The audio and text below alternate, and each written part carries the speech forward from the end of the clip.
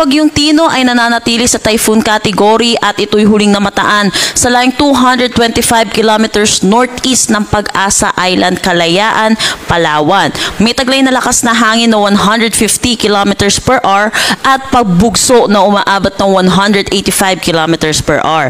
Ito'y kumikilos west-northwestward sa bilis na 25 kilometers per hour. Pero kung makikita po natin dito sa ating satellite imagery, napapagitnaan po itong bansa natin ng dalawang bagyo, kaya inaasahan po natin bukas magiging maaliwalas dito sa malaking bahagi ng ating bansa. Pero kung may mga pag-ulan mon tayo, ito po ay isolated at ito po ay mga dulot lamang po ng mga localized thunderstorm.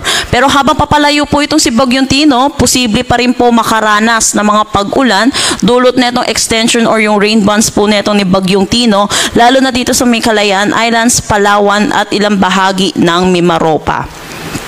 Mamaya po bibigay po tayong update dito sa binabantayan natin bagyo sa labas ng ating PAR. Dito naman po tayo sa binabantayan natin bagyo sa labas ng ating PAR. Sa ngayon, tropical depression pa rin ang kanyang category at ito'y huling namataan sa layong 1,770 kilometers east-northeastern Mindanao. May taglay na lakas na hangin na 55 kilometers per hour at pagbugso na umaabot ng 70 kilometers per hour. Ito'y kumikilos west-northwestward sa bilis na 15 kilometers per hour.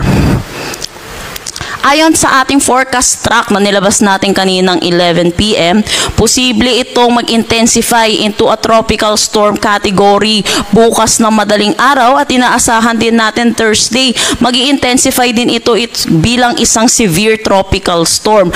At ito'y papasok ng ating Philippine Area of Responsibility possible Friday night or Saturday ng umaga bilang isang typhoon category. At habang nandito siya sa atin sa Philippine Sea, ay ito po ay mag-i-intensify into a super typhoon category habang parapit po dito sa may northern or central Luzon.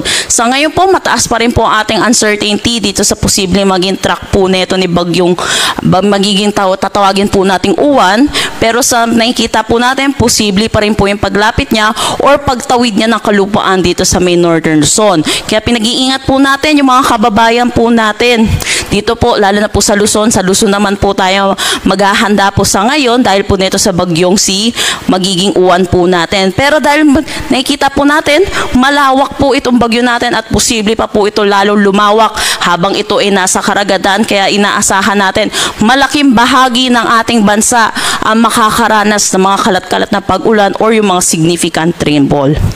Posible ito tumawid ng ating kalupaan by Sunday ng umaga or Monday